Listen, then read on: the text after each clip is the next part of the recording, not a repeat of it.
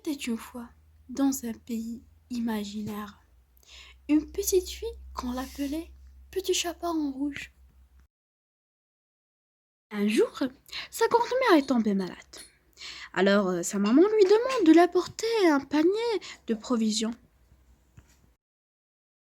Il contient un pot de miel et des petites galettes.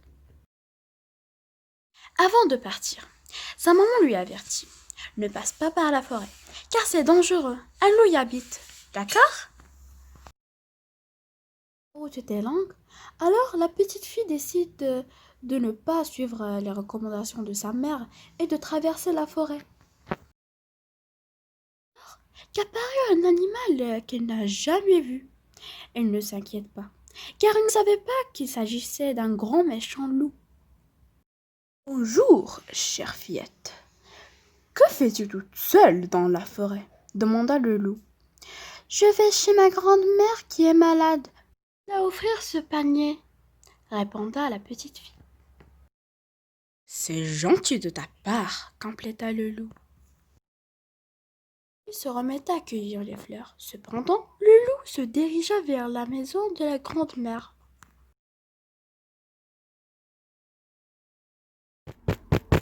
Le loup toqua à la porte.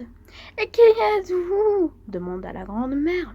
C'est moi, le petit chaperon rouge, répondit le loup en changeant sa voix. Oh, ma petite fille, donc entre, entre, ma petite fille. Entra alors. En l'apercevant, la grand-mère apeurait. Alla aussi se cacher dans son armoire. Le loup s'habilla. En ce moment, le loup aperçut le petit chaperon rouge qui arrivait. Alors, il s'est déguisé à sa grand-mère. Perdant une seconde, il se coucha dans le lit et prenant soin de bien se couvrir. La petite fille frappe à la porte. Le loup demanda: qui est-ce?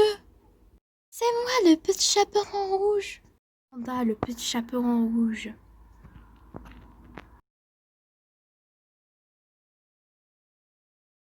Le loup en prenant la voix.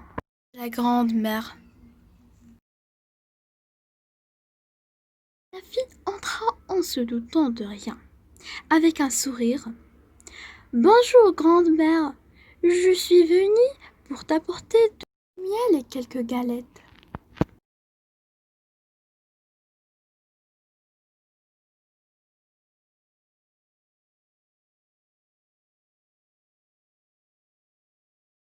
Oh, mère, que tu as des grands yeux.